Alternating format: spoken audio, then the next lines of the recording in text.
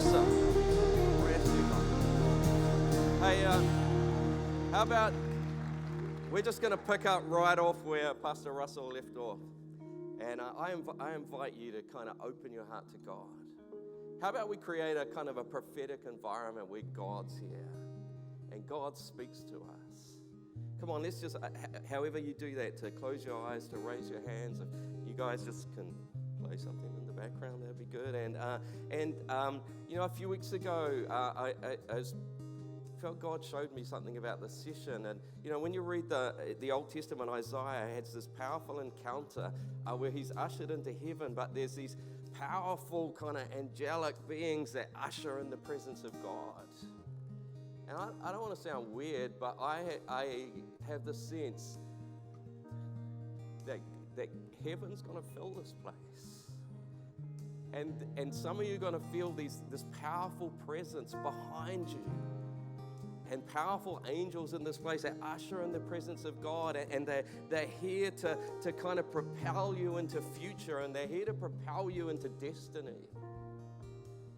And God's going to open up dreams and possibilities of what He's doing. Come on, just let it begin to stir in your heart even now.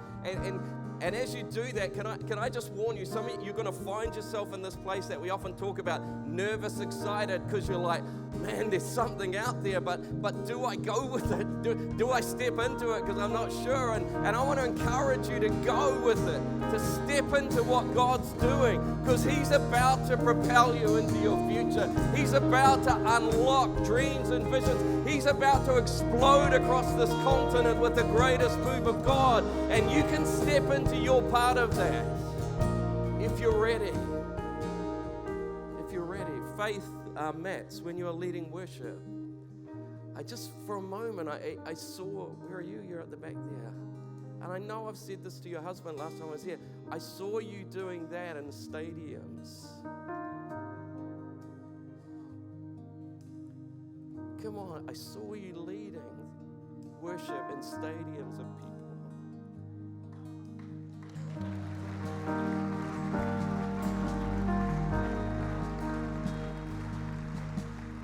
And I wonder for all of us, that nervous, excited feeling, like, oh, there's something out there, but God, am I willing to let go of my current reality and step into that?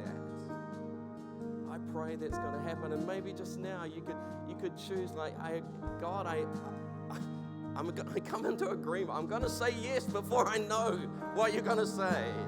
God, I want to sense your presence behind me. Just propelling me into my future. And God, it's going to be a bit scary, but God, I want to say yes. And can I just encourage you right now to come into agreement with God, like, God, before this guy even talks about, I've got to say yes to you. I'm willing to go to that space of nervous, excited, because I want to hear from you, and I want an encounter with you. Amen. Awesome. Hey, to give someone a high five and take a seat. Thanks, guys. Thanks for hanging around.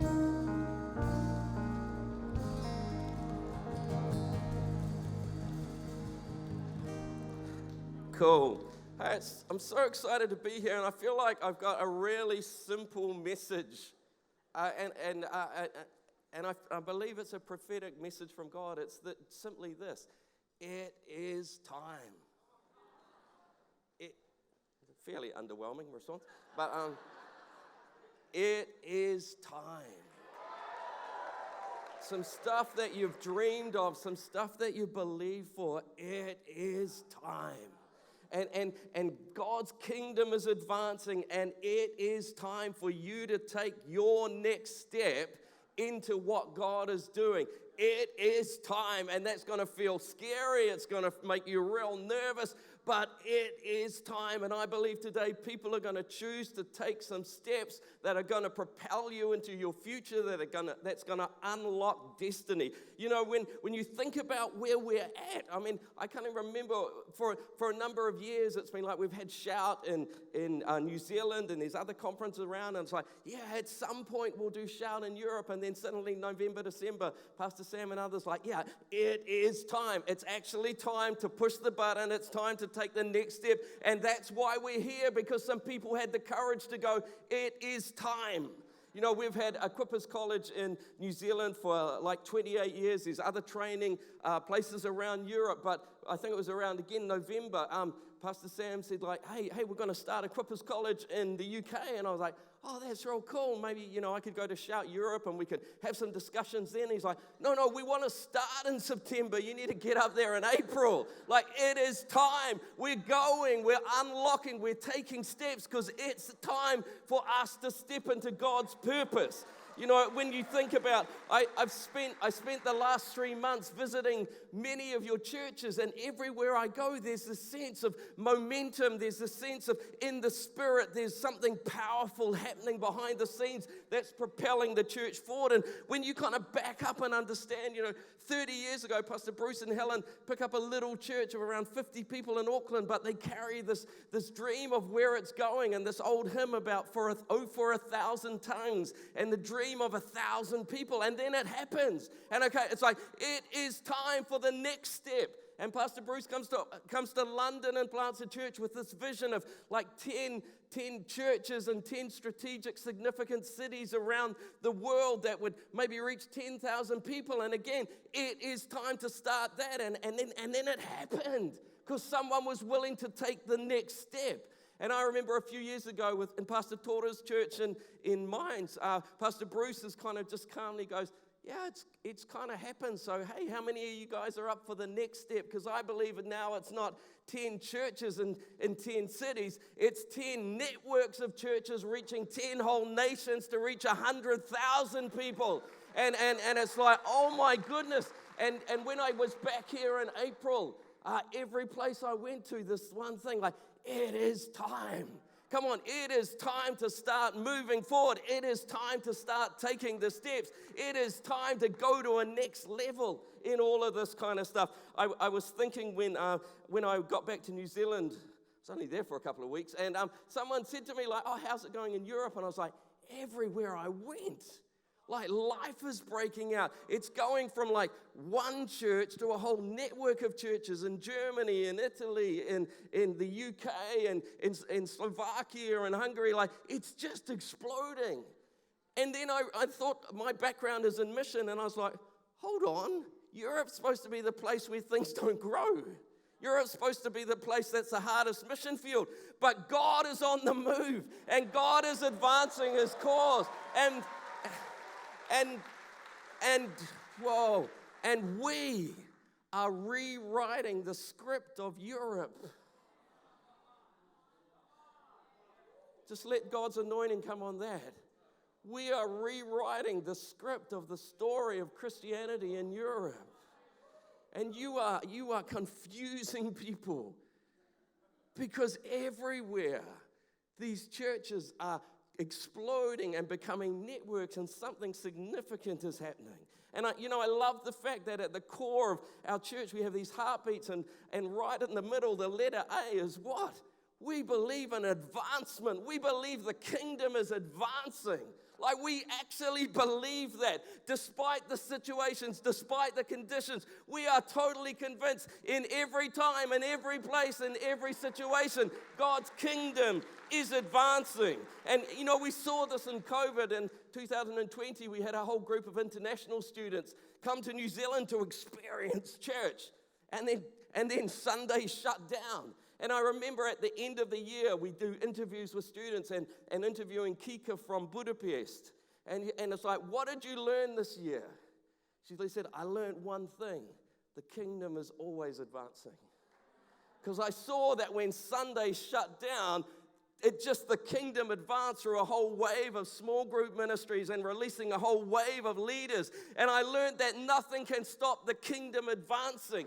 And then even this year, Man, just let faith start to pick up faith in this. Even this year, when, you can only meet with 100, Pastor Sam's like, well, no, the kingdom's advancing, so let's just use it to start 3 more campuses, because the kingdom's always advancing. I don't care what the situation is. I don't care what the constraints are. I have this conviction, God's kingdom is advancing. And I just need to take my next step into that. As a kind of base, I just want to share a few simple thoughts about that. And I don't know if you've heard of this thing like a praise sandwich. If you're going to critique someone, you say something nice like the bread, then you provoke, and then you say it. So this is a bit of a one of those. So I kind of got 4 points. The first one and the last one are really nice and encouraging. Okay, so we're going to start and finish well. In the middle, I'm going to challenge you. So the first is a bit of a base Bible passage. If you've got a Bible, Mark chapter 4, there's a story about this. And it's one of the parables that we don't tend to talk about a lot for some reason. In Mark 4, it's about the growing seed. Mark 4, verse 26, he also said this. This is what the kingdom of God is like. A man scatters seed on the ground. Night and day, whether he sleeps or gets up, the seed sprouts and grows, though he does not know how. All by itself, the soil produces grain. First the stalk, then the head, then the full kernel in the head. As soon as the grain is ripe, he puts the sickle to it because the harvest has come. Everyone's like, what? The kingdom is always advancing. The kingdom is always advancing. And it is time for the next step. It might not be the time for the final harvest, but it's time for something to advance in the process to get towards your final harvest. And we don't want to be paralyzed by like, oh no, it's not time for that. Yeah, but it is time for something. It is time for you to embrace something, and I want to encourage you to take the next step in the process of the kingdom advancing.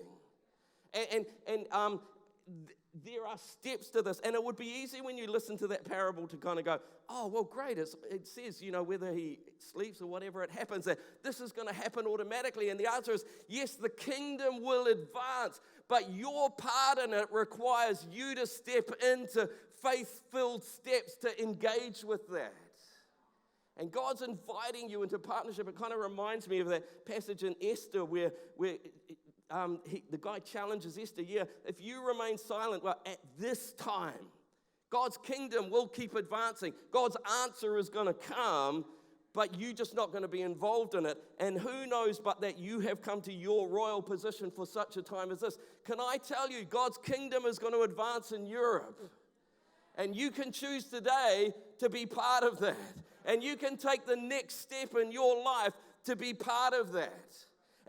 And so often in the Bible then, this kingdom is going to happen, but there's this challenge, like you have to choose to take the next step to be part of this. So famous passage in Hosea chapter 10, verse 12, sow righteousness for yourself, reap the fruit of unfailing love, and break up your unplowed ground. Why? For it is time. Come on, there's some action required. You can choose to be investing in a whole lot of things, or you can choose to sow into what God is doing. You can choose to have a harvest in what God is doing. You can choose to say, this part of my life hasn't been touched yet, but I'm going to plow this thing up. I'm going to see some growth. I'm going to take a new step. In fact, the book of Haggai is even more provocative. God gets a bit sarcastic in there because it says, Haggai chapter 1, verse 2, this is what the Lord Almighty said. These people say the time has not yet come to rebuild the Lord's house.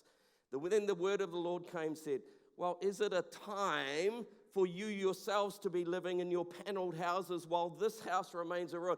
The fact is, you are taking steps towards something. I want to encourage you. Take the next step for God's kingdom. Take the next step for the harvest that God is bringing, for where he wants to use you in life. It's time to take some new initiative. It's time for some new process. So let me do my little praise or encouragement sandwich thing. The first thing is this: God's kingdom is advancing. Don't let the world tell you it's not. God's kingdom is advancing. Around that parable is the parable of the sower. 30, 60, 100-fold. We just heard the testimony from 1 to 2 to 10 to 40. God's kingdom is advancing. In Germany, not just one church, but 3 or 4, and not just 3 or 4 churches, but now apostolic hubs. In Italy, not just one campus, but a whirlwind of churches being formed around an apostolic hub. God's kingdom is advancing. Things are exciting in this place. And then the next parable after this one, Mark 4, says again, it's like a mustard seed, which the smallest of seeds on the earth, yet when planted this, just says this, it grows. Don't be lied to. Don't accept the lie that this is not working. The kingdom grows. The kingdom grows exponentially. The kingdom multiplies. The kingdom is progressing. The only issue is, are you going to choose to step into your part in that journey? Are you going to take the faith step that moves you forward in that process? Are you going to win in life?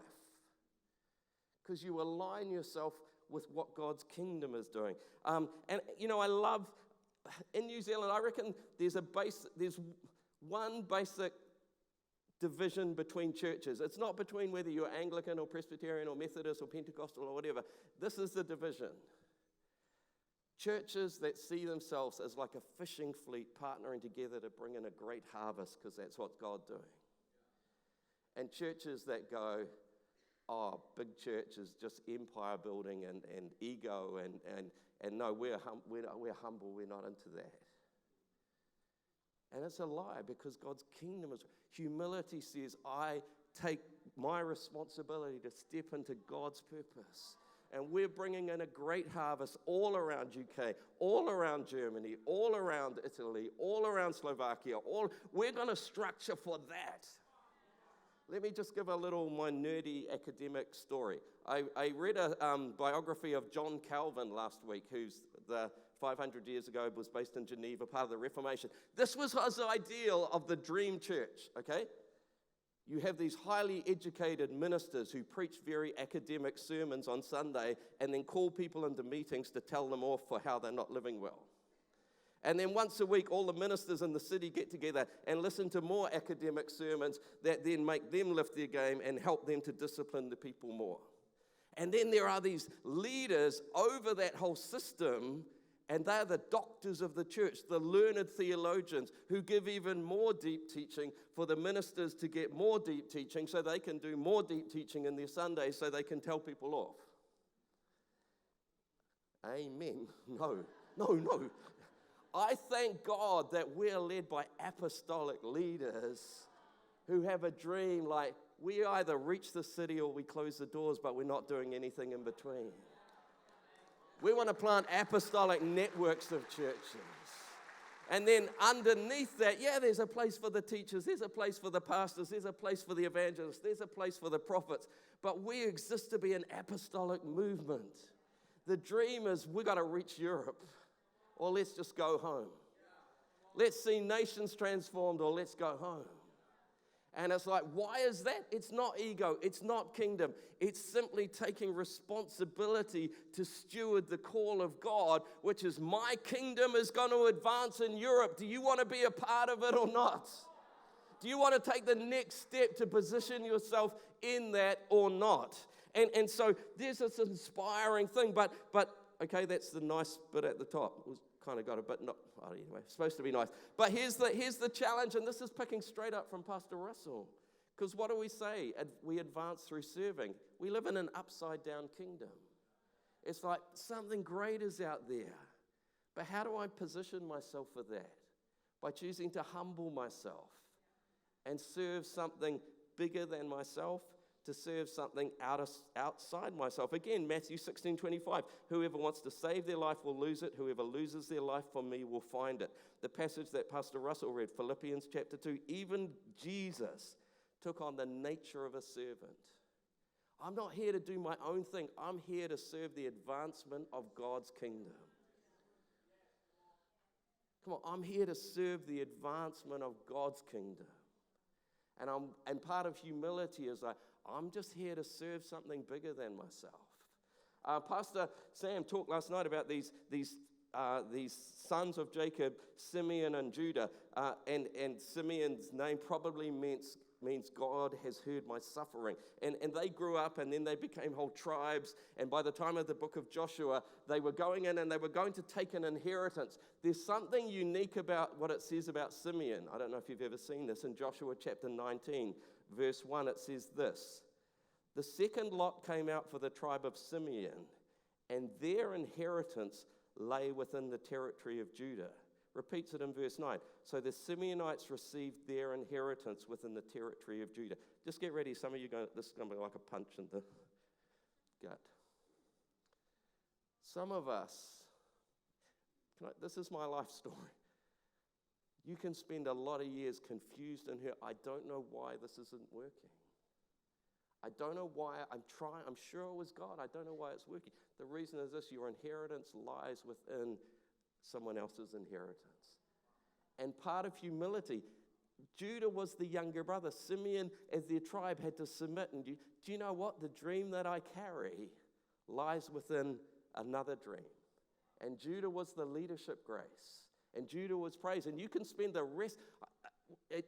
It does my head in so many little stunted ministries and churches around New Zealand, around the world, because people would rather do their own thing than come within someone who carries a greater grace and within the leadership of that and go, do you know what? My inheritance lies in here. And can I tell you, at the end of next year, I've been in ministry 40 years. The last 10 years have been the most fulfilling, satisfying years of my life. Why? Because I found my lane within the inheritance of what's carried by people like Pastor Bruce and Pastor Sam.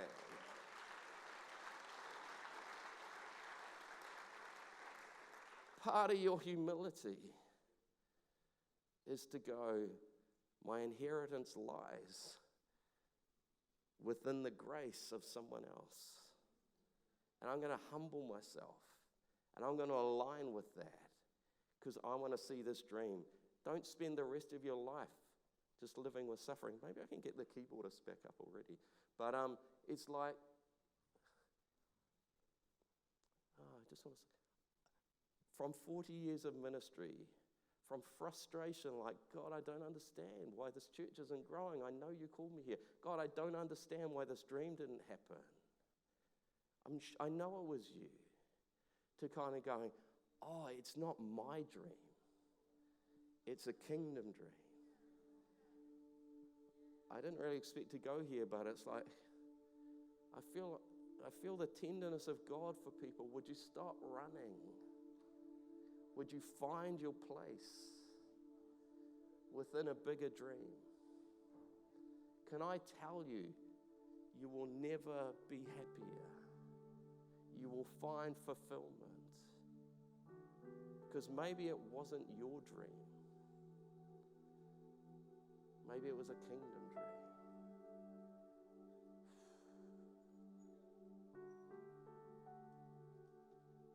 I said it was going to be the tough one, but I sense the tenderness of God on this. Because He so wants you to find happiness. He so wants you to find fulfillment. He doesn't want you to spend the rest of your life confused, disappointed, hurt. Come on, find your inheritance within that. But the third point, so the kingdom is growing. The kingdom is advancing. I'm going to find my place in that when I choose to humble myself and serve something bigger than myself. When I choose to partner together and do this thing. But the third thing I was going to say this.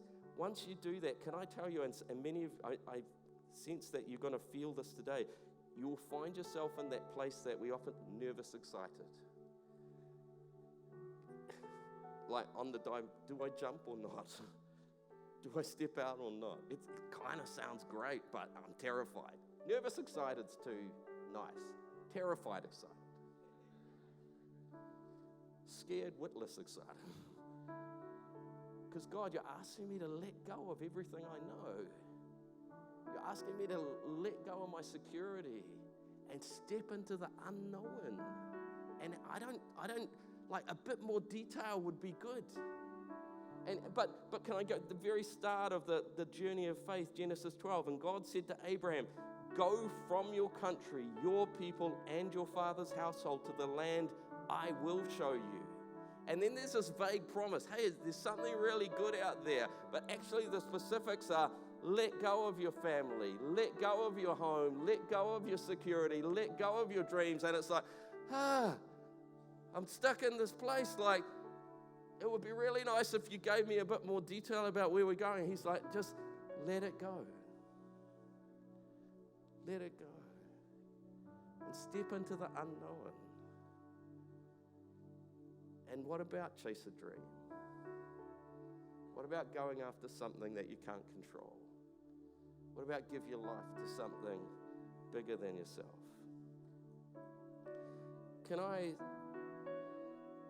My life has just been a sequence of events, of scary, excited moments. As a 15-year-old standing at the front of a conference like this and saying, I don't know what, God, but you can have my life for whatever you want. 5 years later, as a 20-year-old finishing a degree and plans to, I just wanted to be a university academic, and then God's like, hey, you said I could have your life. I was like, yeah, I did. You serious about this? He's like, yeah. And this thing like, God, you're calling me to leave and go back to my hometown, which no one goes back to, and be a youth worker without a job? And it's like this exciting, because God has just stepped into my life, but it doesn't make sense, and it's so confusing, and it's so uncertain. But I remember going to my room as a 20-year-old, and the next day was either the day I caught the bus back to university in Auckland, start a master's, or I stayed in my hometown and became an unemployed youth worker. I remember walking into my room like, I don't even know how to hear God, but when I come out of here, I need to know whether to get on the bus tomorrow or not. I don't know what happened in the room, but I came out of there, no, I'm staying. And Christian leaders shook their heads like, what are you doing? And it's like, I don't know, I just let go of everything I dreamed of and stepped into an unknown. And can I say it's the best decision I ever made? And then about 5 or 6 years later, my wife and I, just this sense of passion for world mission and the Philippines and the poor, and it's like we bought a 12-week-old, we didn't buy a 12-week-old baby, that was the thing. We bought a one-way ticket with a 12-week-old baby and jumped on a plane, and they're like, what are you going to do? I don't know. God just broke my heart for the poor. And we're just going to go. Well, who are you going with? Well, no one, we're just going. And it's like, and we did that. And then a few years later, we heard about down in the southern Philippines, there's lots of conflict with the religious-based rebel forces, and no one would go there because it's too dangerous. And then we had 3 kids, and we're like, let's just go. So now it's 3 kids and a one-way ticket into the middle of a civil war zone. I was like, God, you just want us here for some reason. And a few years later, it was like, it's time to go back to New Zealand. I was so confused. But God, I thought we're here for good. And he's like, just trust me. And I would stand, and people would talk about mission, and I would just weep like, God, it's all gone. And then people would prophesy, one day you're going to go to the nations, and you're going to do this. And I was like, I've just come home from a failed 7 years. But God, you're calling me. I don't understand, but you've called us home. 10 years ago, I was running a big interdenominational Bible college in the south of New Zealand. There'd been a big earthquake. I'd just been involved in a rebuilding project of the college. I just had these doors open. I could pretty much preach in every church. I had open doors into every church. And then Pastor Bruce walked past me one day, said, I think you need to resign. I think you've got too comfortable. I was offended. Like, I just survived 10,000 earthquakes. How is that comfortable? And then 2 days later, I was like, oh, bother, he's right. I'm bored. And so I remember, like, okay, God, I'm up for it. Just show me what's next. There was silence. So So I started to strategize. I can make this work. So I went to the board of the college I worked for. If I just, you get it all worked out in your head, If I could just work this all out and cut down a bit, then I could try some other things. And I remember walking into this room and starting to talk to them. And when it's all clear in your mind and you start talking and people are like, and the words kind of fall on the floor and you just know God's not in this. I remember going back to this hotel room I was staying in Auckland and having a little ugly crying tantrum with God. Like, what do you want me to do? I was willing to do this, but you don't even show me. And then my phone rang. It's this little old lady who often sends me this little prophetic words, and she's like, I feel like I got a word for you. I was like, okay. And she's like, it's just 3 things. You're at a crossroads in your life. Take the path that's going to require faith, and it's going to be okay. She's like, is that okay as a word? I was like, yeah, it's kind of relevant. So I rang my board back and said, I need to come back. And I said, hey, I don't understand, but I just need to resign. What are you going to do? I don't know. For 6 months, what are you going to do? I don't know. I just know God said it's time for the next step. 3 weeks before I was due to finish, Pastor Sam rings me and goes, we need a new principal at Equippers College. Would you come? So we had to break up a 4-generation household. Had my mum, grandkids living with us. We had to sell our house. It's like, welcome to the next adventure. Scary, excited. I'm telling you this because I'm not asking you to do something that hasn't become a lifestyle for me. And in November last year, I was in some office and Pastor Sam's like, hey, we're going to start a Bible college in London. And I was like, we'll go. I forgot to ask my wife first. My man, yeah. And I went home that night. I said to my wife, Christine, you need to understand something about my wife. She's really into family, kids and grandkids. That was her professional background, looking after under 5s. She's really into houses and homes and making things nice. She's really into gardening. She's into dogs. She loves all that. You've got to have a base to do that, okay? She's been waiting 10 years for that. I walk into her and I go, dear, Sam said they're going to plant a Equippers College in London.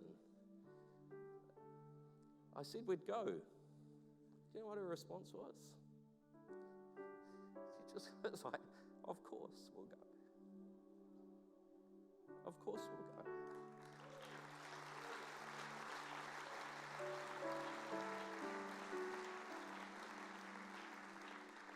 Because this has been settled for 35, 40 years. This is not a one-off thing. This is a lifestyle.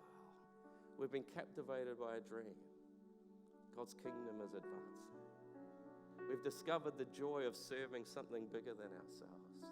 We've learned to navigate those scary, exciting seasons. God, I'm terrified. I don't know what you're doing, but I know this is the next thing. God, I'm real scared, but God, I'm going to step out. And because I want to go after something. I want to go after a dream. I want to be part. I want to live an adventure. I want to give my life to something exciting.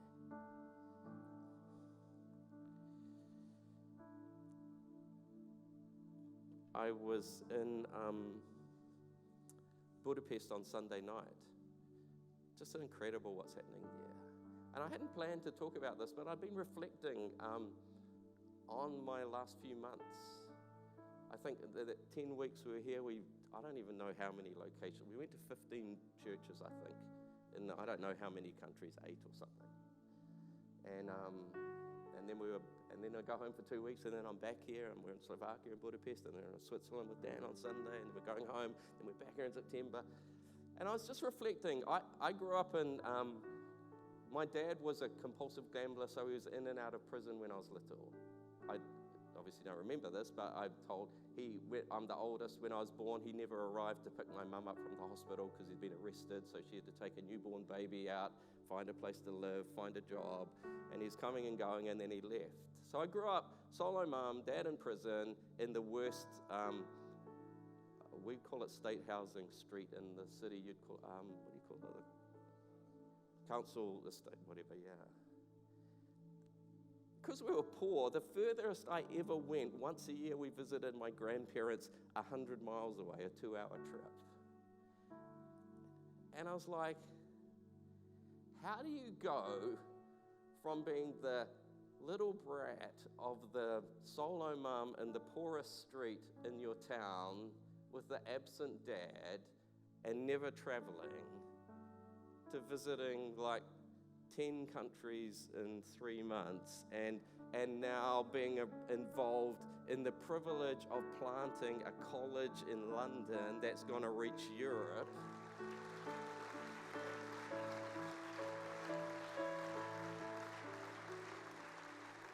And do you know what? I've seen and I've heard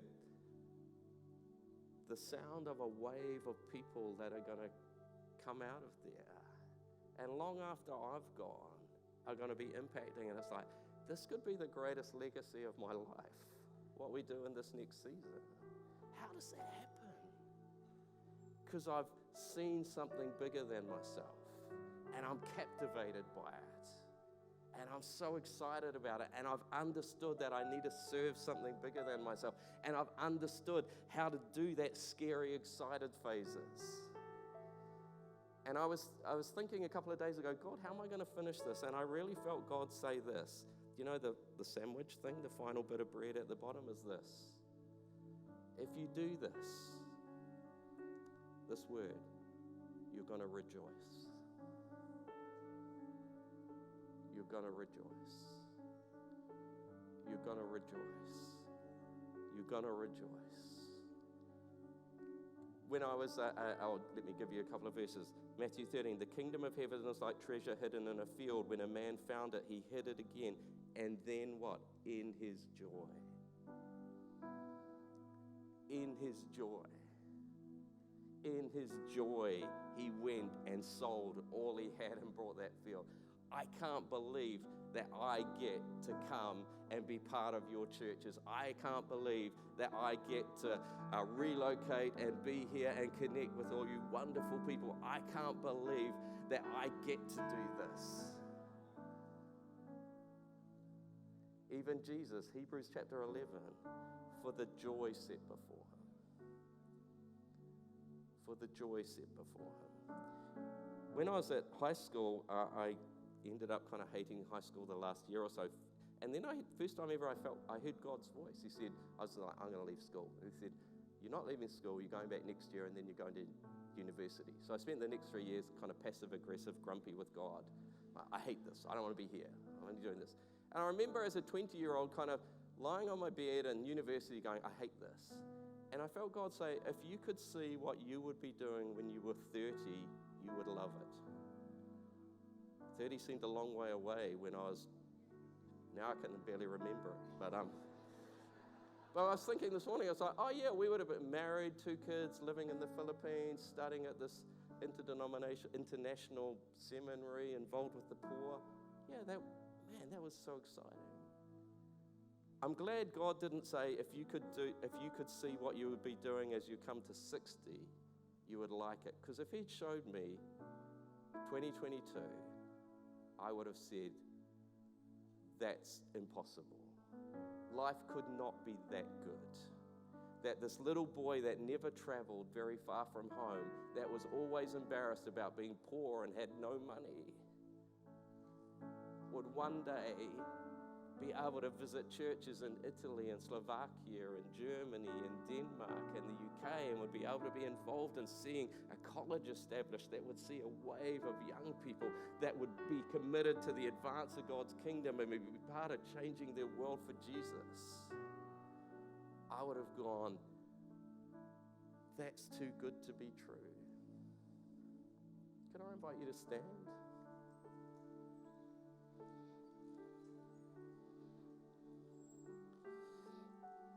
I expected a much stronger sense, not such a tender sense. But I know that God knows what it feels like for you to feel that nervous, excited. To feel like, God, you're asking me to let go of some stuff. You're asking me to step into the unknown without a lot of detail.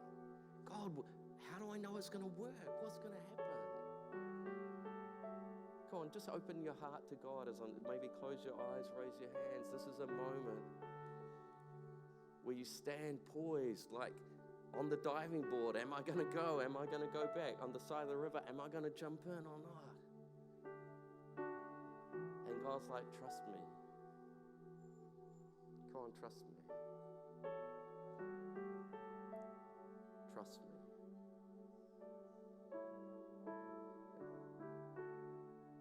And as you offer your heart to God, we're gonna sing a song. I believe the weight of heaven is going to come in behind you. And from that moment of feeling nervous, excited, you're going to feel such a sense of God's power and momentum coming in behind you. So it's propelling you forward into future and destiny. Come on, let's worship God for a minute.